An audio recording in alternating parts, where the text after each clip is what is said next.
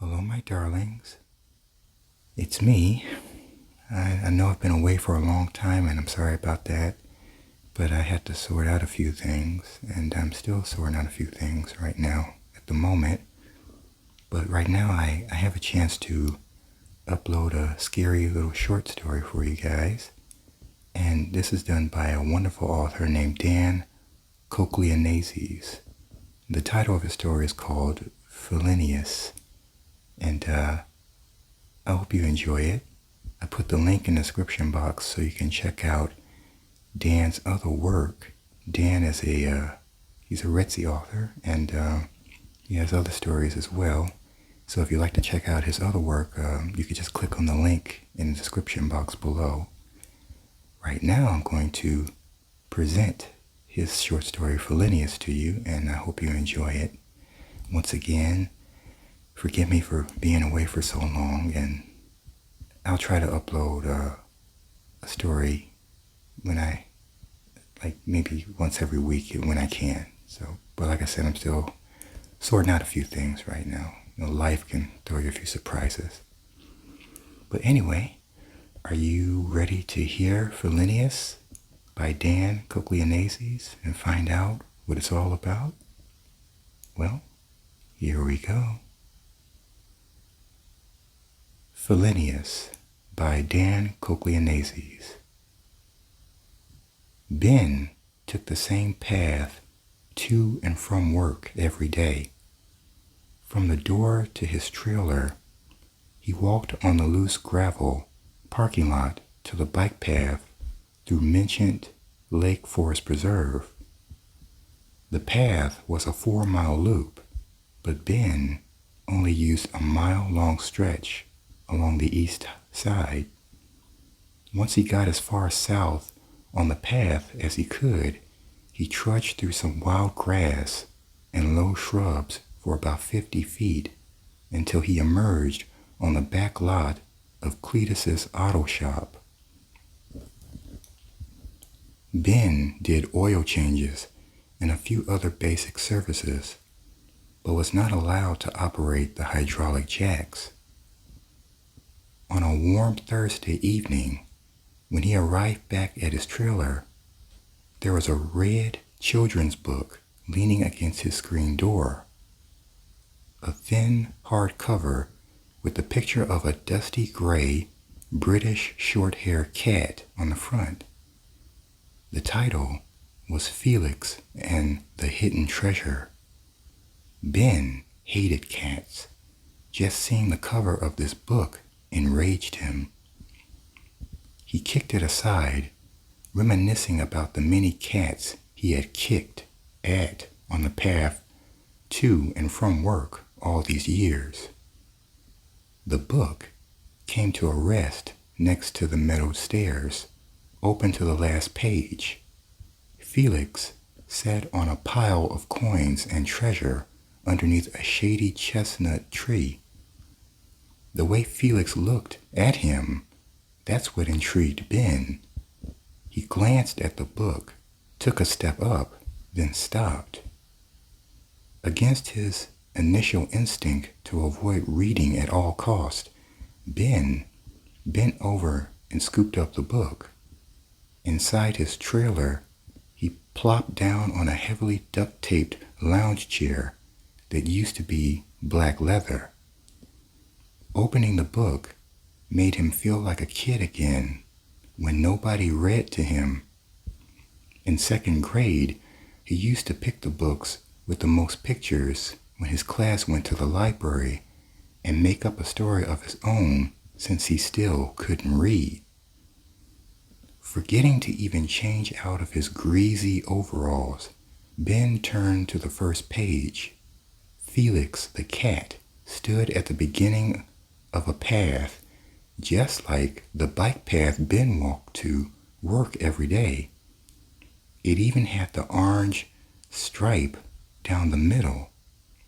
Felix looked over his shoulder, beckoning the reader to come on an adventure with him. Come with me to a treasure that awaits.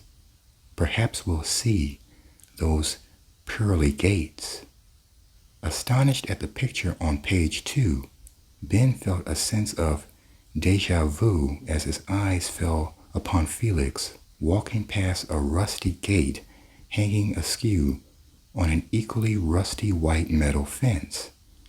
Behind the fence was a junkyard, the very same junkyard Ben passed every day.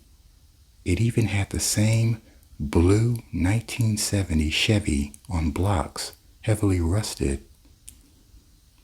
As if mesmerized, Ben turned the page. Just up ahead, painted the color blue, a run-down shed for me and you. Ben's eyes bulged as he remembered the blue shed he passed every day, just a bit further down from the junkyard. It was a flimsy tin structure, barely standing, but it was blue. The white doors had failed over the years, and now it just sat open. Ben purposely took a wide berth after coming across an angry mother cat and her kittens inside one time. Felix urged Ben on further. On the next page, he could see Felix regarding a pair of elm trees arcing over the path.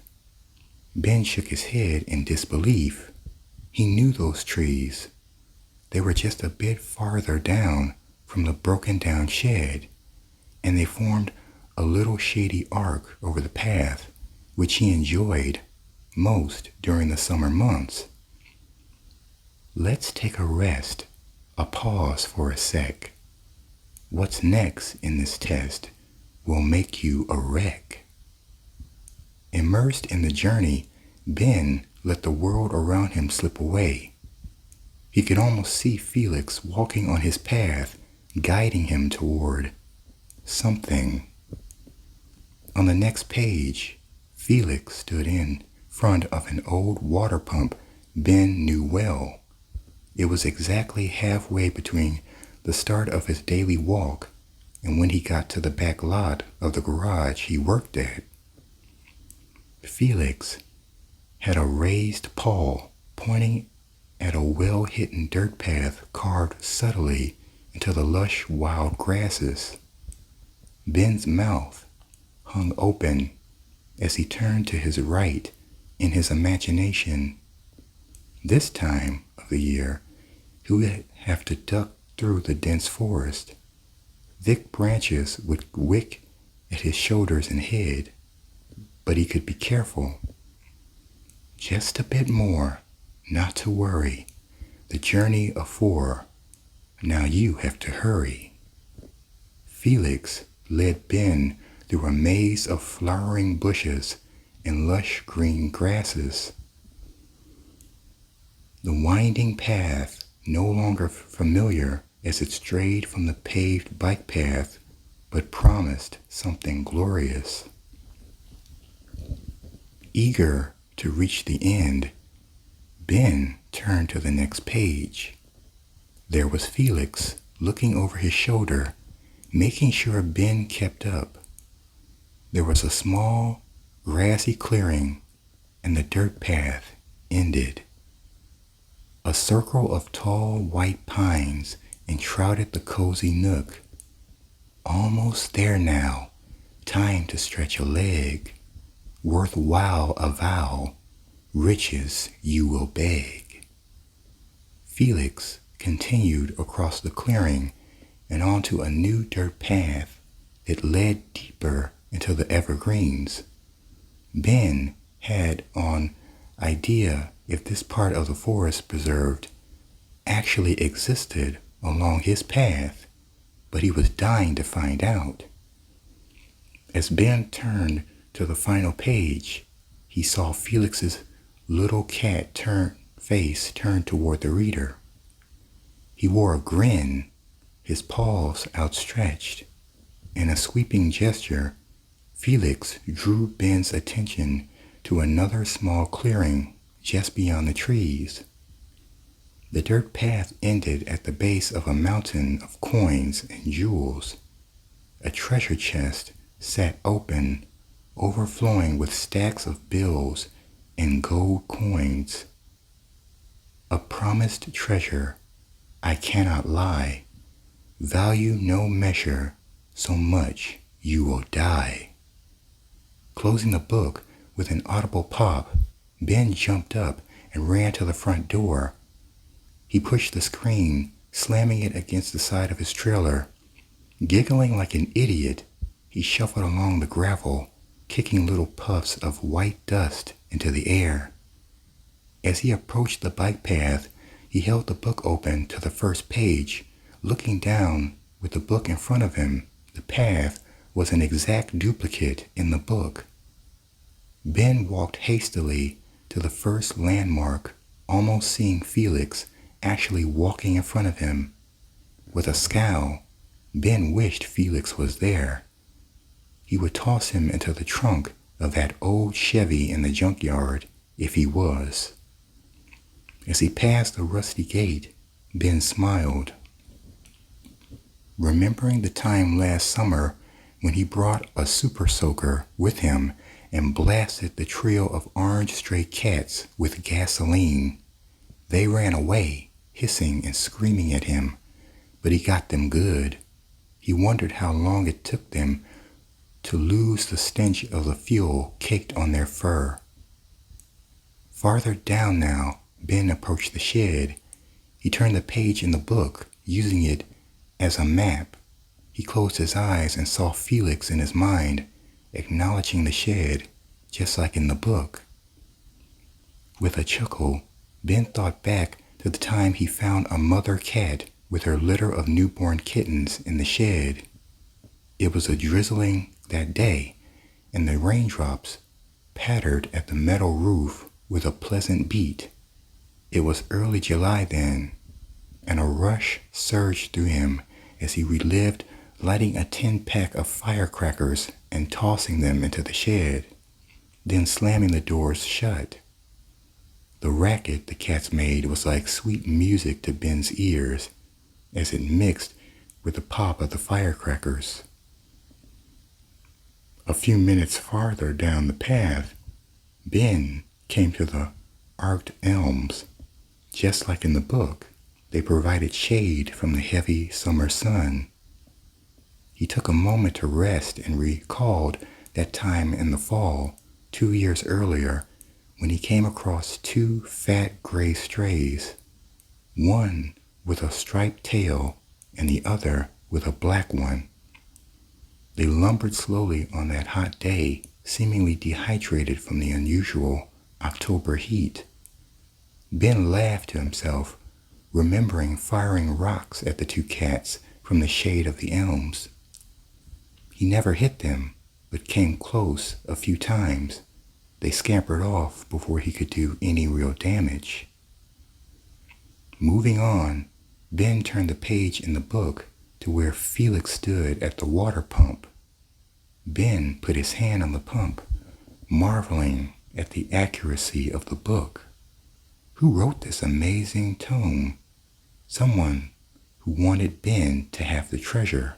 That's who. Before turning toward the little dirt path hidden from unobservant eyes, Ben thought about the time last winter when he came across a little black kitten shivering in the frozen air. He picked up the kitten with a comforting tone, petting and reassuring him he would take him somewhere warm. When he got to the end of the path, where a small pond had frozen over, his tone changed. Ben stomped the ice until his steel-toed boot broke through the liquid water. With a snarl, he dropped the kitten into the freezing water, then headed in to work. To this day, he still has no idea what happened to that little black kitten. Just in the book, there was a little dirt path heading at a right angle away from the paved bike path. Ben ducked under some low-hanging branches and crept greedily toward his destination. With the book as his map, he emerged onto a clearing. The whole time, Felix egged him on. Ben could almost see Felix on the path before him, just like in the story. He quickly paced across the clearing and into the dense forest. This summer had been particularly wet, making the trees and grasses and shrubs extra lush. Spines from sticker bushes scraped at his legs. Heavy branches with soft pine needles slapped at his head and neck. His back ached as he lunged forward, hunched over, but he pushed farther ahead. Surely the treasures that awaited him were close now. Like a doorway to majestic cypress trees stood side by side, giving just enough space for a man to slip between. The branches just above his head hung over, completing the doorway illusion. With an eagerness he hadn't felt since he was a child, Ben stumbled into another small clearing. Only instead of a mountain of jewels and coins and treasure, he saw cats. Lots of cats. He found himself in the middle of a vicious circle of hissing felines. They closed the space behind him, cutting off his only escape. There were orange ones with long spindly tails and gray ones with striped tails. A trio of black cats with piercing green eyes, and a white one with pointy pink ears. Their colors ranged all points on the rainbow, but they had one thing in common: Ben's wrath. Their little faces were vaguely familiar, but who can really remember every cat they assaulted? They were all there. Amber, the one he threw firecrackers at, and her 3 babies, Jester, Joker, and King, and Sophia, the British Shorthair, and Oscar and Pharaoh, and Lady, and Dot, the one he tossed into the freezing water, Ebony, and there was Frisia, the one he doused in gasoline, and all the others, the ones he assaulted every chance he got, the kings and queens of this jungle. Closing in around him, Ben shuddered in terror. Before he could register what was about to happen, they were on him, moving like lightning. They clawed at his face, his neck, his skin. One jumped on his head and clawed his right eye out with a triumphant meow. Dozens clung to his body, their claws piercing his skin. He spun with a wail, but it went unheard. They were at least a mile from civilization, deep in this dense forest. Blood oozed from countless wounds, and the cats continued to ravage him. Ben fell to the ground in a tortured hump. Pain seared through every inch of his body, down to the bone. Screams and hisses and scratches and claws and bites and cries and pain. The assault lasted long past the time Ben's mind could register the pain. By the time he could feel pain was an eternity. 3 days later, police investigated a missing persons report filed by Ben's employer. When they found him, they said his body looked like ground beef, unrecognizable, and Felix grinned. Well, did you like that one? Twisted, ain't it? I hope you enjoyed that one, and I want to give all credit to Dan for sharing and posting the story. And please check out his other work. The links are in the description box below. Now this will show you that this is a cautionary tale here. You don't mistreat animals. So even if you hate cats, don't abuse them, okay? And me, on the other hand, I love cats. So this story probably wouldn't apply to me. But yeah, this is a warning to all you animal abusers out there. But nice work from Dan, and I hope you enjoyed it just as much as I did. And I want to give all credit to the author. Please do check out his author page. It's amazing. He has other collection of stories here. And that's all I have for now, and I'll be back soon with another short story.